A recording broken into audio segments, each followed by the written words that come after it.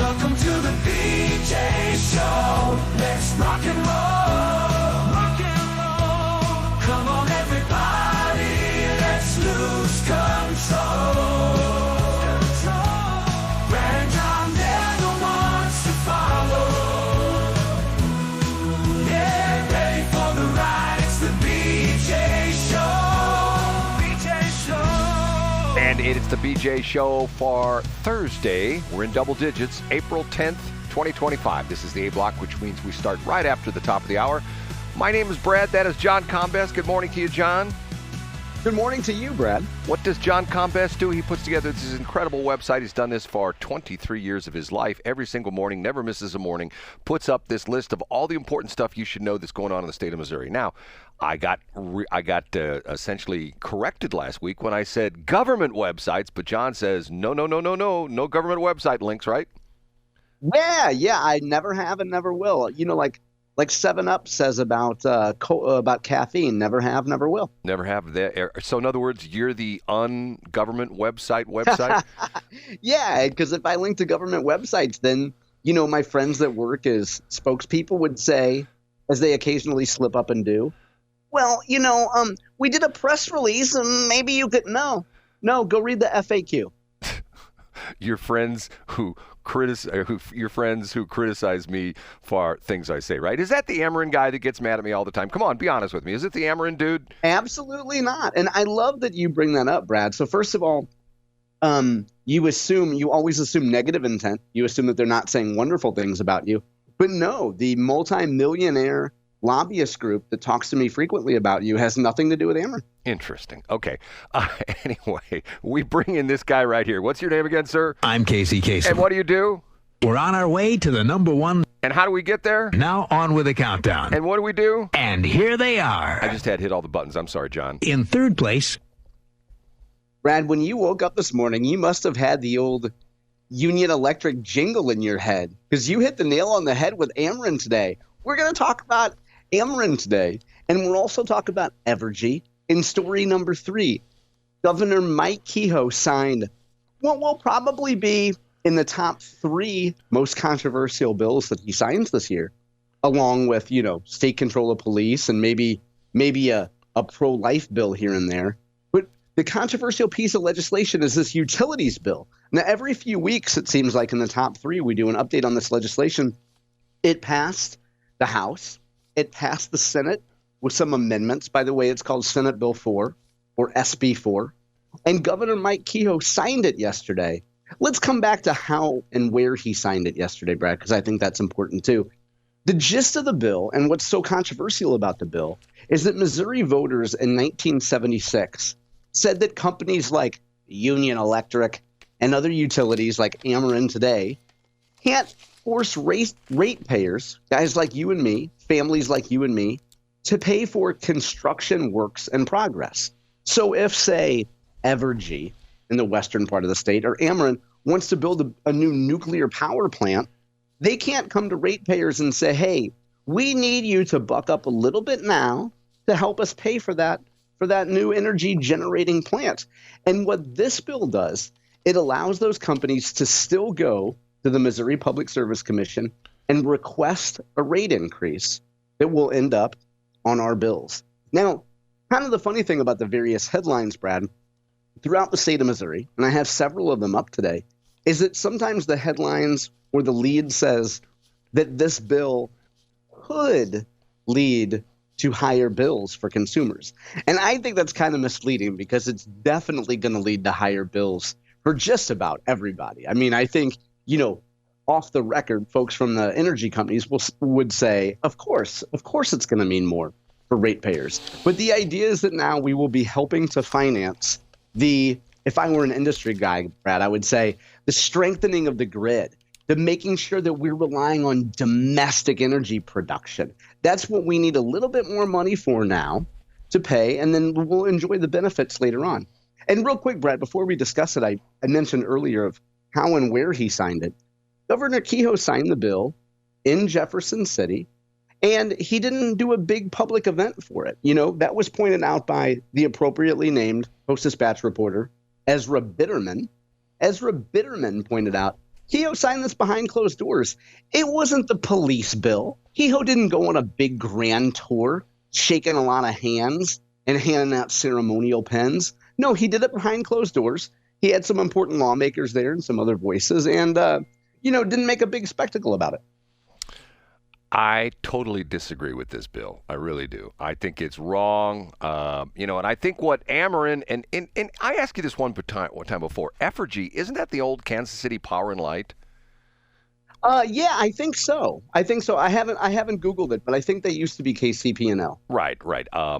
The thing about this is, why can't Ameren just do what they did with the charade that they say, hey, if you want solar power powering your house, just pay us $20 a month more and we'll give you solar power, which was... Brad, I still offer that to you. I know a guy at Ameren. So if you just float me like $100 a month, I'll make sure that they send the purest solar energy right to your house. Just trust me, Brad. That is such BS. It isn't even funny. And I can't put it in writing because, we'd get people in Ameren in trouble. So just trust me. We'll send solar to your house, Brad. I give the example again. American Cities Water. Hey, if you don't like that Mississippi River water, pay us $30 a month more and we'll give you nothing but Missouri River water. Yes, that's right. We'll tap the Missouri River directly to your house. Don't ask us how we do it because it's a top secret. And the secret is we don't actually do it. We're just lying to you. That's the secret. Brad, I had worked out a deal for you to get original pond scum water, but then J.C. Corcoran punched me in the face. Yeah, no, he wouldn't punch. I had that deal all set up with Missouri American You Water. missed something. If he got mad at you, he would punch me in the face and says, "This is for John Combest." That's what he'd do. I bet he would. Okay. For folks who are brand new, just listen to us, thanks to our increased signal, go back to the archives and check out the time that Brad made a friendly comment to radio legend J.C. Corcoran. No, I didn't. J.C. I didn't. You made a friendly comment to him. I didn't even make it to J.C. Corcoran. I made it to somebody else. It was on okay. somebody I thought else's. the thread was between you and No, J.C. but So J.C. jumped in and asked you if you've ever heard the sound of a fist hitting you. No, it was Tom Langmeyer who, and by the way, I off record, I have to tell you that story, which I talked to him about, because I can't discuss it on the air because it was sort of interesting information, which he sort of told me, don't tell anybody about this. But anyway, Tom Langmeyer is a guy, a very successful radio guy who worked here in St. Louis at KMOX, went to WGN, Chicago, big legendary station, and he got tired of the radio business and formed his own private equity fund. John would like that, PE funds. He likes that kind of stuff. And his goal was to buy radio stations. Well, he didn't buy any. And Tom's always, he's building a house. He lives in Buffalo, New York, and he's building a house. And every day he's got pictures about him building his house. And I commented on his Facebook page one day, hey, Tom, instead of building that house and always talking about how great radio could be, why don't you buy some stations and jump in and get busy and work on, helping radio get better. And that's when J.C. Corcoran piped in. He says, you know what? I want to hear the sound of my fist crushing your face. Okay. Thanks, JC. Appreciate that, man. Just a suggestion. I linked to a Columbia, Missourian photo gallery today. There was a handful of folks that protested this bill. And I'm sympathetic to the protesters of this bill, really, the folks that don't like this bill. But just as a recommendation, brand new today, Brad, I think if you're organizing a protest, especially if you've only got like a dozen people there, somebody should be in charge of just doing a quick scan of the signs for spelling. Like there's a guy that has a sign that says, Politians bought. Now, I got excited because I thought they used TIT in the middle, and I was going to have fun with it on Twitter. But they just straight up misspelled politician. The other thing is, if you're at a rally and you're holding a sign that complains about inflation, and the width of the sign is wider than your waist, give the sign to somebody that's not morbidly obese. Don't hold a giant sign that says inflation over your fupa. That's just a suggestion, Brad. Let's get into story number 2. John, once again. Okay, here we go. Up a notch to number 2. A story from Jefferson City that I think is instructive to a lot of us. And Brad, I mention frequently that we have a lot of young men, and I would categorize that as men in their 20s who listen to our show daily. And I think they can get a nugget or two here and there from our collective wisdom and experience. This story is brought to us by Rudy Keller from the progressive blog, The Missouri Independent. And it was unique because they covered something negative that happened to Democrats in Jeff City. The headline is Missouri House staff member faces assault harassment charges. The legislative assistant is accused of threatening the owner of a Jeff City restaurant. So what happened here, Brad? On Tuesday, as best I can gather here, a state representative named Kathy Steinoff. She's a former teacher. She's in Columbia. She represents a progressive area in Columbia.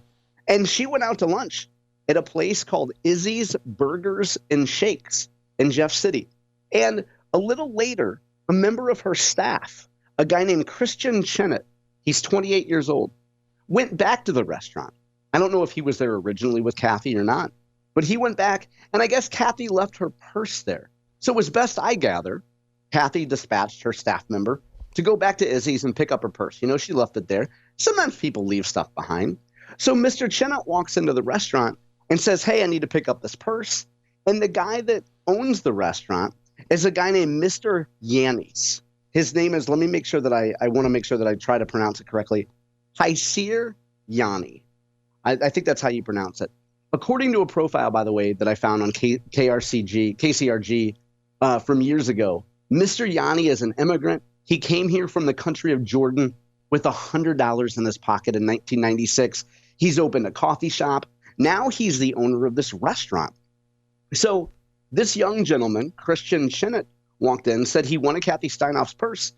And Mr. Yanni looked in the purse, saw that it belonged to Kathy Steinoff, and said, hey, you need to send Kathy here to get it. I'm not just going to hand you her purse, you know?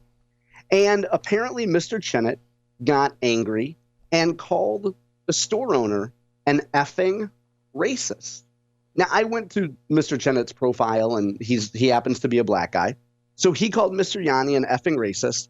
And Mr. Yanni followed him outside, said, don't you come back. I don't want you in the store. Not only am I not giving you this purse, I don't want you to come back. And Chenet, the young man, allegedly said, stay here. I'm going to go get my gun. Brad, police showed up. Mr. Chenet ended up having a 9mm Glock in his truck, or in his car, I should say. So he had a Glock 9. And so he was booked, Brad, and he's being held without bond after being charged on Wednesday. So it seems, Brad, that we have a young man who could use a little bit of impulse control. It looks like maybe he lost his temper, according to what police say, and according to what Mr. Yanni, the store proprietor, say. It looks like this young man, Christian Chenet, lost his temper a little bit, maybe made a threat that he shouldn't have made. And, I think it's a lesson on impulse control, don't you? John, you know what? You've seen these pop-up stores before. You know what I'm talking about, the pop-up stores? I do know, yeah. We now have a pop-up segment. Are you ready? I'm ready. What would John do? What would John do? It's a pop-up segment of What Would John Do? Okay, now... It used to be just a Friday thing. I love that we're going to make it a pop-up segment. It's a Brad. pop-up segment, okay. Hey, Brad, you know, at my age, I'm happy anytime something pops up spontaneously. Okay. What if you were Mr. Yanni? Is that his name again? Yeah. Okay, if you were Mr. Yanni, what would you do? Oh, if a situation like that happened? Yeah, I mean, if once again a lady left her purse and a dude comes back for it, what would you do? I would absolutely not give it to this gentleman. I would ask if the lady clearly was just here, and if the story is true, if you say, hey, that's my boss, she left her purse here, I'd say, I understand the Capitol is a quarter mile away, a half mile away. Have her swing by anytime today, and we'll hand her the purse. I'm in the same boat as you. It's exactly what I would do. I'm thinking to myself, if some dude shows up and he says, well, that's my boss's purse, I would still say, you know what? I'm sorry, but I have to give it back to the owner. You know what I mean? Yeah. Who is? Yeah. But now is she a Democrat, by the way? Yeah, she's a Democrat, sure. Well, hold on a minute. I have the whole solution to it. What's his name again? Who's he? The dude who's under arrest now. Oh, Christian Chenet.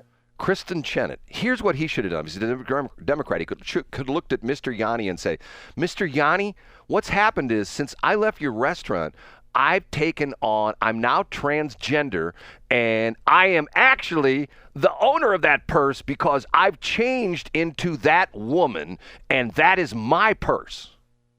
What do you think, John? I think it'd be a hard sell, but it might be worth it. Or the opportunity is, and I looked up Mr. Chenet's bio again, and it looks like he was taking classes. I'm not sure if he graduated, but he took classes from an online university. You can tell which I think you and I would cheer that over than going to a traditional university. It looks like he's a young man who is a striver. He works very hard. It looks like he is a self-made man, Christian. Impulse control. Sometimes you got to let it slide, man. And I know that you may have been conditioned to cry racism anytime you have an inconvenience in your life. But if you're a young man listening to this, think of what a lack of impulse control has now cost Mr. Chenet. And I hope he comes out okay. I hope people recognize that, a lot of times as young men, we make quick, impulsive temper decisions. But just get it under control. It's not worth it. I hear you 100%, John, and I have to tell you, if you have ever taken any kind of concealed carry course, they tell you absolutely, positively, the last thing you do is flourish your weapon. I mean, you try to de-escalate, you try to do all these things, and especially, no brandishing. Right. I mean, and the bizarre part of it is he didn't even have the gun on him. It's in his truck, so he's got to, well, hold on a minute. I'm going to go get my gun. I'm coming back. I mean, how does he know that Mr. Yanni doesn't, when he comes back, Mr. Yanni isn't standing there with a 12-gauge shotgun saying, shotgun beats Glock. Yeah, you know what I'm saying? Yeah.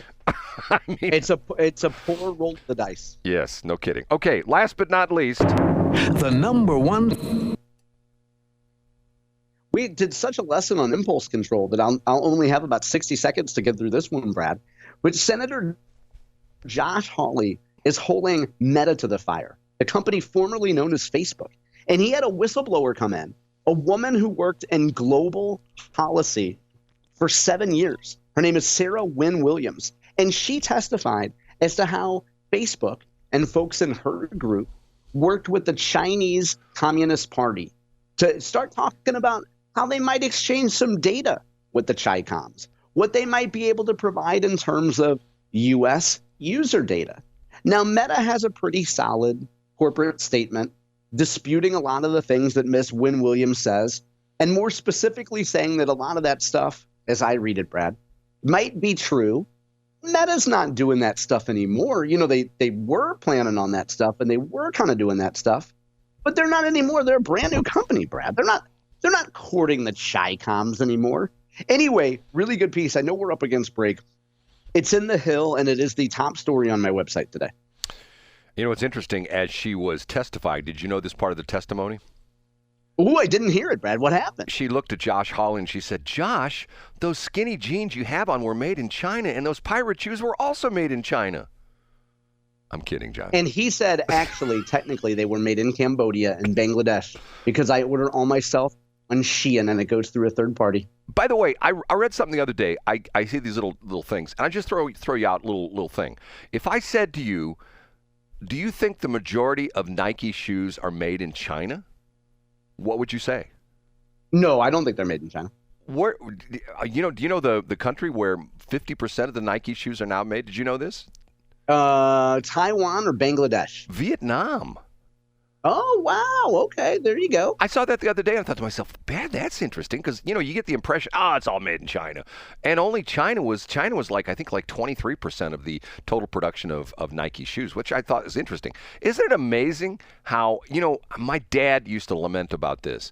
My best friend, who was the Green Beret, his father was a B-17 navigator in World War II and walked with a limp because he still had shrapnel in his leg from a German flak attack that hit his B-17. But yet he drove a Volkswagen, which my father always thought was interesting. The irony. Yes. And what's interesting about that is in later years, my dad drove a Toyota, which once again, my dad was, after he was in his campaign through Europe, he was on a troop ship on his way into the Pacific to attack Japan. And here he's, 50 years later driving a Toyota, which I always thought was that's like when you walk around town wearing your Sweet Meat t-shirt, people would have never known you worked at the old KSLQ, brand. Sweet meat. I know someone. Matter of fact, we should make a phone call. Okay, I have to. We call somebody who might be in room 514. Oh, don't mention. You're close, but don't mention that. That was. Okay, sorry. That's the wrong. That's the wrong room. Don't repeat that. Okay,